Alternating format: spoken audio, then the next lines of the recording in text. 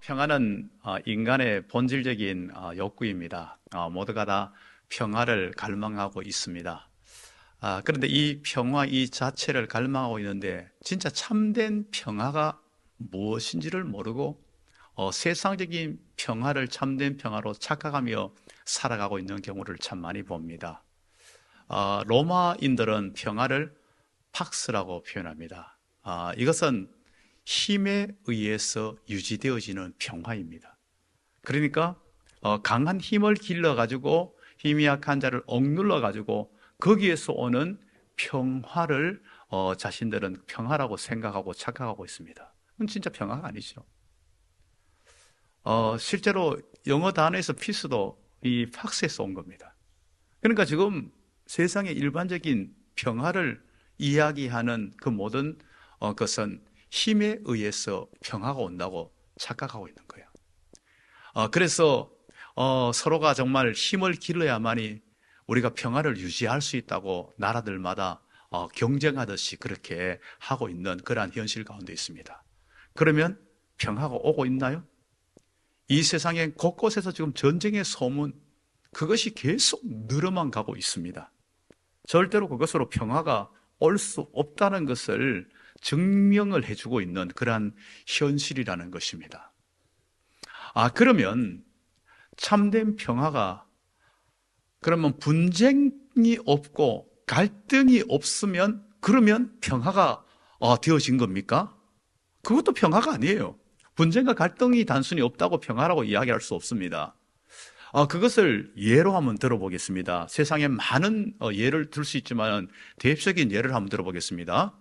여러분, 무덤을 가면요, 갈등도 분쟁도 없습니다. 그러면 그곳이 평화의 자리라고 이야기합니까? 아니죠. 죽음의 자리죠. 그것은 평화의 자리가 아니에요. 그럼 또 하나 예를 한번 들어보겠습니다.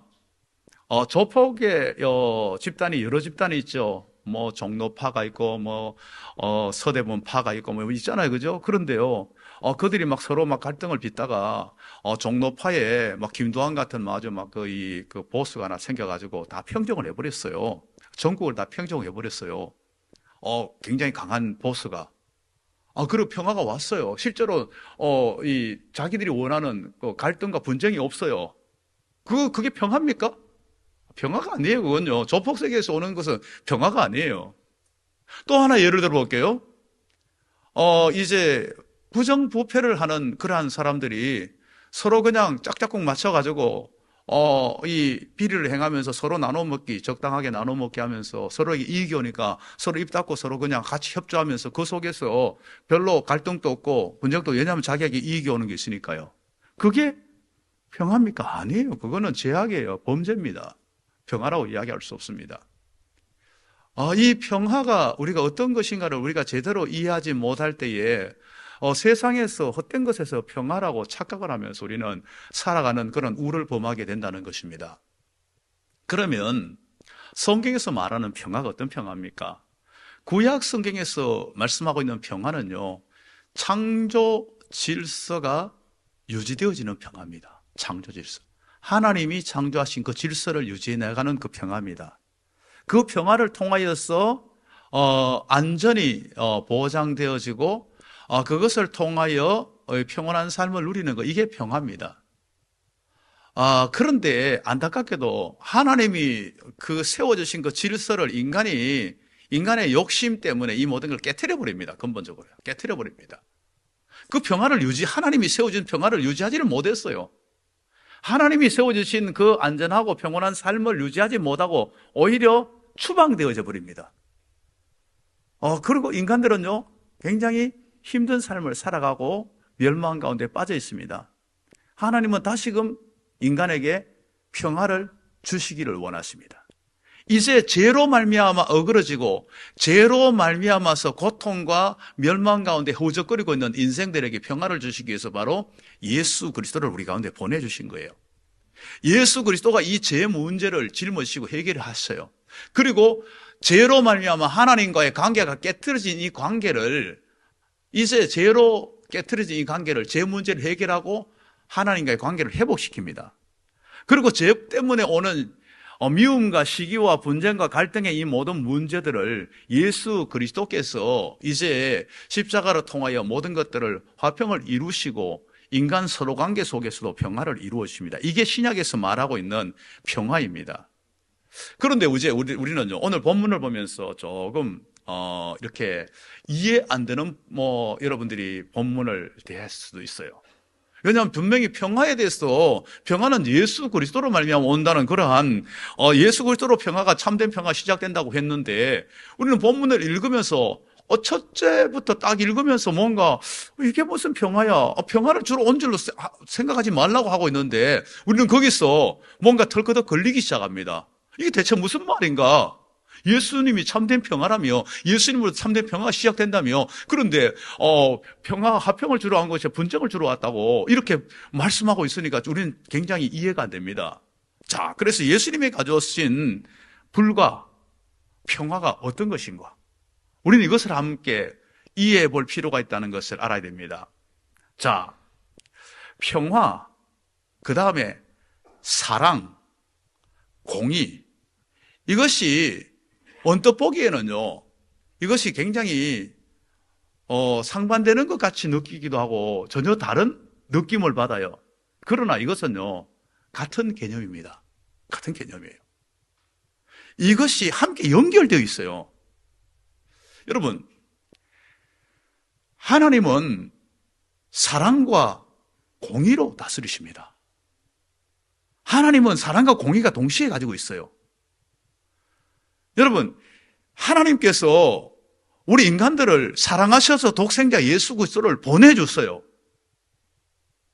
그래 보내주시는데 왜 그렇게, 하나님은 모든 것을 다 하실 수 있는 분이잖아요. 그렇다면요, 그러면 그냥 내가 너희들 사랑하니 죄 없다고 할게, 이렇게 하지 않는다는 거예요. 하나님은 공의로 다스리세요. 공의를 무너뜨리지 않으세요. 그래서 하나님이 세상을 이처럼 사랑하시지만은 죄 문제를 해결하기 위해서 하나님의 공의를 나타내시는데, 그 죄 문제를 해결하시고 공의를 나타내기 위해서 어떻게 하고 있는가? 죄값을 지불하세요. 죄값을 지불할 수 있는 그러한 존재가 이 세상에 아무도 없어요. 모두가 다 죄인이니까. 죄 없으신 독생자 예수 그리스도를 우리 가운데 보내셔서 그 죄값을 십자가에서 지불하도록 하고, 죄값을 지불하도록 하고 하나님의 공의를 만족시키시는 거예요. 그 공의의 하나님이시라는 거 우리는 알아야 된다는 겁니다. 그것을 통하여 어떻게 됩니까? 하나님의 평화가 우리 가운데 오는 거예요. 하나님과 화목이 이루어지는 거예요. 이것은 같이 다 연결되어져 있음을 우리에게 말씀해 주고 있습니다. 그러면서 이제 오늘 우리가 헷갈리도록 만든 이제 본문이 이제 연결되어집니다. 이거를 여러분들이 먼저 전제를 해놓고 한번 여러분들이 이 본문을 봐야 됩니다. 사랑, 공의, 이 평화, 이게 같이 연결되어 있다는 걸 전제해놓고 봐야 됩니다. 49절에 뭐라고 말씀합니까? 내가 불을 땅에 던지러 왔노니, 이렇게 말씀하고 있어요. 여기서 불을 땅에 던지러 왔는데, 이 불은요, 물리적인 불꽃을 말씀하고 있는 게 아니에요. 성경에서는 주로 불에 대해서 이 말씀을 할 때에 불은 정화와 심판의 의미를 많이 담고 있습니다. 이 정화와 심판의 의미를 담고 있는데, 자, 여러분 보세요. 이 세상은 뭡니까? 죄로 말미암아서 죄로 이 세상이 가득 차 있는 이 세상입니다. 이 세상 가운데 이 모든 것들을 진정한 평화가 오기 위해서는요, 죄 문제가 근본적으로 청산되어져야 돼요. 다시 말하면 죄에 대한 회개가 나타나야 된다는 겁니다.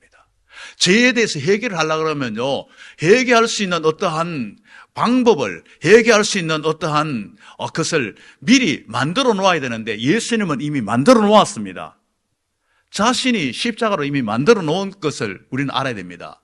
그리고 예수님이 이 땅에 처음 오셔서 처음 전한 메시지는요, 회개하라, 천국이 가까웠느니라 말씀하고 있습니다. 회개하라. 자, 이 메시지를 들었을 때 어떨까요? 이 메시지를 들을 때에 이 메시지를 통하여서 하나님의 심판과 정화가 동시에 그 안에 담겨 있어요. 이 문제가 해결되어져야 한다는 겁니다. 이걸 들을 때에 받아들이는 입장은 어떻게 될까요? 둘로 딱 갈라지는 거예요. 이걸 받아들이는 자와 받아들이지 못하는 자로 갈라지는 겁니다. 이것을 받아들일 때에 진정한 정화와 모든 것들이 변화가 나타납니다. 그러나 받아들이지 못할 때는 오히려 갈등과 여러 가지 거부와 불순종으로 나타나게 된다는 겁니다. 이것이 우리에게 분명히 보여주고 있습니다. 그래서 51절 말씀, 이제 우리가 이해하기 힘들게 만드는 뭡니까? 화평을 주러 온 줄로 아느냐? 분쟁하려 함이라. 자, 평화의 왕으로 오셨다면서. 그런데 여기서는 화평을 주러 온 줄로 아느냐? 분쟁하려 함이라. 이게 무슨 말입니까? 자, 예수님께서 말씀을 전하셨어요. 회개하라고 말씀을 전하셨어요. 말씀을 전할 때에 예수님 당시에도 또한 지금 이 시대 속에서도 이 말씀이 전해질 때, 전거되어질 때에 이 말씀을 받아들여서 이 말씀을 따르고 회개하고 따르는 자가 있는가 하면 이 말씀을 거부하고 따르지 않는 사람이 있습니다. 그러면 어떻게 됩니까? 둘이 딱 갈라져 버리는 거예요. 분쟁이 나타나는 거예요. 이런 분쟁이 있다는 겁니다. 우리가요, 이 분쟁 이 자체가 진리의 말씀이 던져지는 현장 가운데는 꼭 나타납니다. 나타나게 돼 있어요. 우리나라가 이제 내년이 되면 선교 140주년이 됩니다. 언더우드 아펜젤러 그 선교사가 개신교 선교사로 온 지가 140년이 됐어요. 그때는요, 우리나라 노래 그대로입니다. 고요한 아침의 나라입니다. 그러나 어떻게 돼 있어요? 그 속에는요, 미신과 가난과 절망과 저주 속에 완전히 딱 갇혀 있는 거예요. 어둠의 세력 속에 그대로 딱 갇혀가지고 겉으로 볼 때는 고요해요. 문제가 없어요. 그런데 선교사들이 와가지고 예수의 복음을 탁 던졌어요. 복음을 던졌을 때 어떤 결과합니까? 고요하던 호수에 뭔가 파고가 막 일어나기 시작하는 거예요. 오히려 분쟁이 생기기 시작하는 거예요.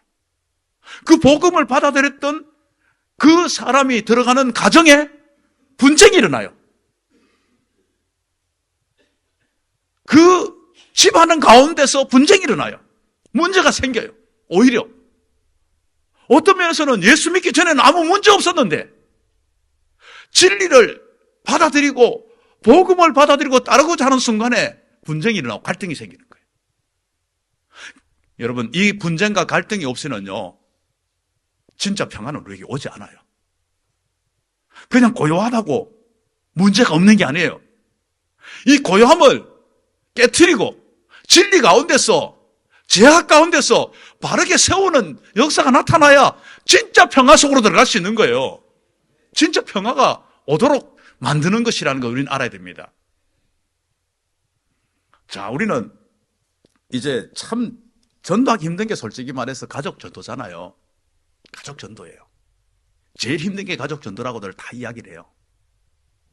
그런데 가족 전도를 하게 될 때에 가족이 이야기를 합니다. 하면요, 다른 이야기는 잘 받아들이면서 유독 이 복음에 대해서 이야기하면요, 갑자기 막 확 튀어나와 버립니다. 그 반응을 팍 일으킵니다. 그리고 좀 더 나가면 막 화를 막 냅니다. 그래서 뭐 해봐야 뭐하냐, 자꾸 뭐 해봐야 자꾸 갈등만 일으키고 분쟁만 일어나고 오니까 아이고 말자. 그러면 분쟁이 아니라니까 이게 문제가 없는 겁니까? 아니에요. 절대로 문제 없는 게 아니에요. 분쟁을 감수하거든 이거는 넘어가야 될 산이에요. 넘어가야 될 산입니다. 뭐 그러나 막 이 방법은 조금 이렇게 지혜로울 방법이 필요하겠죠. 우회적으로 좀 이렇게 조금 지혜로운 방법이, 그렇게 할 때 좀 더 거부반응 심할 때는 다른 어떠한 지혜로운 방법이 필요하겠죠. 그러나 어떤 방법을 쓰든 간에 그것을 감수해야 된다는 겁니다. 그래야만이 진짜 평화가 그 가정 가운데 올 수 있는 거예요. 우리는 그게 두려워가지고 가만히 있고 하면 그 진정한 평화는, 예수님이 주관한 참된 평화는 우리 가운데 들어올 수 없다는 것을 우리에게 말씀을 해주고 있다는 것입니다. 여러분, 참된 사랑이 뭡니까? 참된 사랑은요, 분쟁하는 것이 겁나가지고, 갈등이 빚는 게 겁나가지고, 그가 지금 현재 멸망 가운데 빠져 있고 그 속에서 그대로 두면 영원한 멸망 가운데 있는데 그걸 그대로 두는 게 사랑이 아니에요. 어떤 면에서는요, 갈등이 오더라도 내가 저 영혼을 사랑하니까, 내가 저 영혼을 진짜 사랑하니까 나는 그 갈등마저도 내가 감수한다. 그것마저도 내가 정말 이 짊어지고 나간다. 이 자세로 가는 게 진짜 영혼 사랑이라는 것을 우리에게 분명히 보여주고 있다는 것입니다. 로마서 5장 1절 말씀은 우리 주 예수 그리스도로 말미암아 하나님과 평화를 누리자. 예수 그리스도로 인하여서 하나님과 평화가 있는 거예요. 다른 곳에는 진짜 평화 없어요. 예수 그리스도로 통하여서 먼저 하나님과 평화를 이루고, 그리고 하나님과 평화를 내가 먼저 이룬 내가 하나님과 평화를 이루지 못한 사람을 하나님과 평화를 이루도록 만들 때에 그 속에 인간관계 진짜 평화는 그 속에서 오는 거예요. 이것을 우리는 분명히 알아야 된다는 것입니다. 우리가 이 평화 이 자체가 그냥 세상이 말하는 평화는 그냥요, 우리가 생각하는 그 평화는 그냥 평평할 평자에다가 이제 그 고를 하자, 그냥 평안한 걸 그대로 그냥 골라놓은 거, 그걸 그냥 의지하는 거, 이게 평화라고 생각하는 거 진짜 평화 아니에요. 하나님의 평화는요, 그거하고 다르다는 것을 우리는 분명하게 알아야 된다는 겁니다. 그러면 이 평화는 어떻게 이제 우리에게 주어지는가? 회개와 화해의 평화입니다. 회개와 화해의 평화입니다. 지금 이 나라는요, 너무나 지금 힘든 지금 현실을 우리가 지나고 있습니다. 이제 계엄과 탄핵의 이 전국이 지금 현재 빨리 끝나야 되는데, 이 혼란한 정말 이 소용돌이 속에서 빨리 벗어나야 되는데 너무나 힘이 듭니다. 이 땅의 지도자들은 사실은요, 보통 지도자들은 국민들에게 애국심을 불러일으키는 지도자입니다. 그런데 그 애국심이 사라지도록 만드는 정말 그러한 이 땅의 지도자들의 모습을 봅니다. 너무나 안타까워요. 이것 때문에 지금 모든 것들이 너무 힘든 가운데 있습니다. 정치는 말할 것도 없고요. 경제가 지금 현재 너무 힘들어가지고 자영업자들이라든가 사업하시는 분들이 IMF 때 코로나 때도 이렇게 힘들지 않았다고 다 이구동성으로 이야기를 합니다. 상가가 있는 데를 가보면요, 막 공실률이 얼마나 많은지 몰라요. 한 집 건너 하나가 있을 정도로 막 너무너무 많은 곳들이 비어있는 이러한 힘든 형편입니다. 외교적으로 손 쓸 수가 없는 가장 중요한 세계적인 시점 속에서 손 쓸 수가 없는 이런 시점 가운데 있습니다. 너무나 지금 힘든 이 현실 속에 우리는 살아가고 있다가 보니까요, 직장 생활도 너무 재미가 없다고들 이야기해요. 그리고 그냥 TV만 틀면 화가 난다 그러고, 그게 화가 집에서까지 미치다 보니까 모든 생활 속에 평화가 다 깨질 것 같아요. 자, 이때 우리가 어떻게 해야 됩니까? 우리가 참된 평화를 지닌 사람들이 이때 필요한 거예요. 세상의 평화는요, 환경에 지배받는 평화입니다. 어떤 상황이 모든 것들을 주도하는 게 그게 세상의 평화입니다. 지금 환경은, 우리의 상황은요, 평화를 누리지 못하게 만들고 있어요. 그런데 우리는 주님이 주시는 참된 평화를 지니고 있으면요, 그 평화는 모든 환경과 상황을 뛰어넘는 평화입니다. 여러분, 그런 거 경험해 보셨잖아요. 저도 그런 거 경험했어요.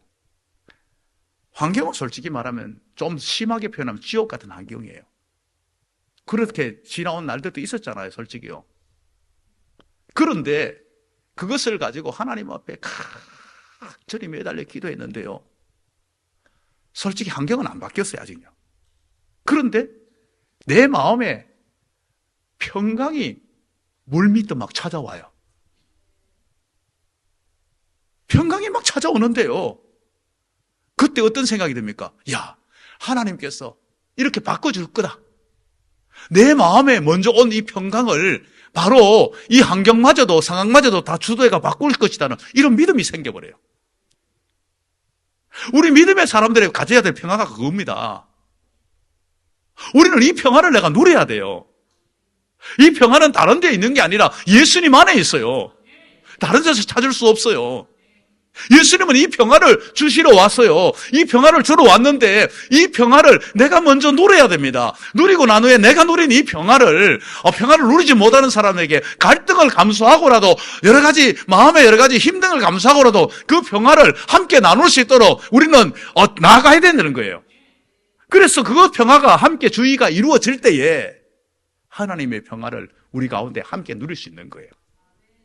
이 평화가 정말 필요한 이 세상 가운데 우리가 살아가고 있음을 알아야 됩니다. 그런 모든 것들은요, 하나님과의 평화가 가장 우선입니다. 그게 되어질 때에 모든 것 다른 평화가 정상적으로 자리 잡힐 수 있는 겁니다. 성탄이 되면요, 세계 각국의 지도자들이 메시지를 던집니다. 그때 공통 메시지는 다 평화입니다. 평화, 화해, 이러한 것을 던집니다. 왜요? 성탄절에 딴 메시지 던지면요, 성탄의 의미를 모르는 사람이 돼버리고 무식한 사람 돼버리니까 겉으로 그냥 자기가 그냥 별로 생각 없이라도 평화에 관한 걸 던져요. 다 던져요. 그리고 실제로 이때 모두가 평화를 누리려고 애를 써요. 실제적으로 있었던 사건입니다. 1914년도에 1차 대전이 있었잖아요. 1차 대전에 벨기에 이프로 지역에서 프랑스와 영국의 연합군과 독일의 또한 이렇게 이 전쟁이 있었습니다. 전쟁이 너무 치열했었어요. 그 이프로 지역이 너무 치열했었어요. 그냥 시체가 그냥 계속 그냥 쌓이기 시작하는데 같이 옆에 있었던 전우가 정말 이 비참하게 죽어 있는 그것을 시체를 수습할 수도 없어요. 어떻게든지 한 명이라도 더 죽여야 되고 내가 살아남기 위해서 정말 모든 수단 방법을 다 가려야 되는 이런 상황 가운데 처해져 있습니다. 그런데 그날 이제 12월 24일이 됩니다. 그 전쟁을 치열하게 치르다 보니까 이제 성탄의 이브까지 왔어요.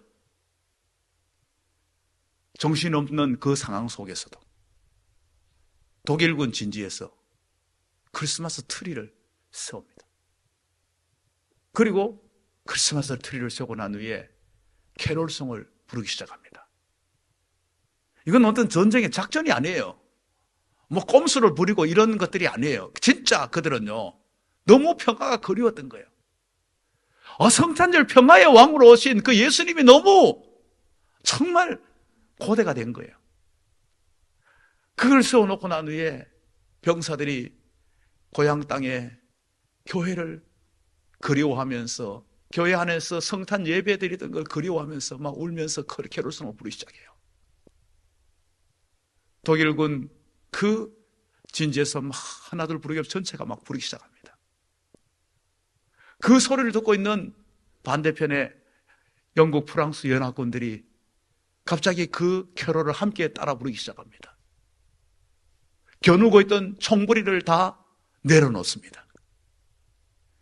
그 살기등등 했었던 그 눈빛이 사랑과 화해의 눈빛으로 바뀌면서 서로를 마주보면서 밝은 얼굴로 캐롤을 부르기 시작합니다. 이게 바로 성탄의 평화의 정신입니다.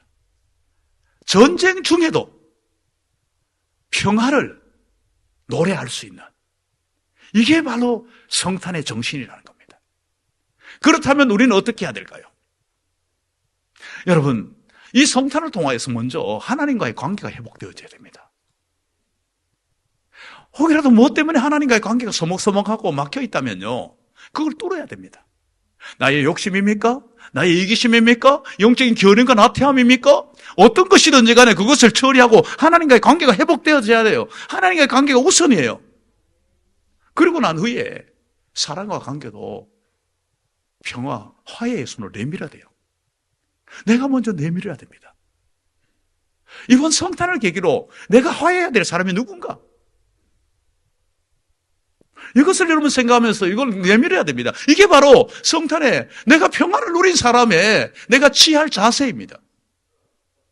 이번 성탄을 통하여서 막혀 있었던 사람, 꼬여 있었던 사람, 그 꼬인 것을 풀어버리고 막혀 있는 걸 뚫을 수 있는 그런 관계 회복에 화해와 용서, 그러한 성탄이 될 수 있기를 바랍니다. 이제 우리는요, 이 참된 이 평화는 어떠한 상황, 어떤 환경에 휘둘리지 않아요. 여러분, 참 어렵고 힘든 일들을 겪고 계시는 분이 있을 거예요. 답답하고 안타까운 그러한 상황 속에 빠져있는 분들도 있을 거예요. 그 여러 가지 어렵고 힘든 문제에 비해서 나는 그 문제를 해결할 수 있는 능력도 힘도 없기 때문에 그것 때문에 찾아오는 게 뭡니까? 염려, 불안, 이러한 것들입니다. 그게 지속되어지면 우울해져 버립니다, 사람이요. 그럼 어떻게 됩니까? 내 앞에 있는 당면한 문제는 너무나 크고 나는 너무 연약해요. 그것 때문에 염려가 오기 때문에 내 마음에서부터 평화가 잃어버렸어요. 이 평화를 내가 어떻게 회복하고 찾을 수 있나요? 빌립보서 4장 6절 7절 말씀은 이렇게 말씀하고 있어요.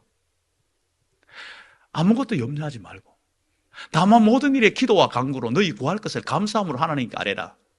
그리하면 모든 시각에 뛰어난 하나님의 평강이 그리스도 예수 안에서 너희 마음과 생각을 지키시리라. 여러분, 염려 때문에 지금 현재 힘들어하고 있습니까? 문제는 큰데 나는 너무너무 연약했어. 몰려온 염려, 이것을 해결하지 못해가지고 그것 때문에 평화를 잃어버렸습니까? 해결 방법이 오늘 빌립보서 4장 6절에서 말씀하고 있어요. 염려하지 말라는 겁니다. 해결책이 뭔가? 기도하라는 겁니다. 기도하라는 겁니다. 능력의 하나님, 이 모든 문제를 해결하실 하나님 앞에 아뢰라는 겁니다.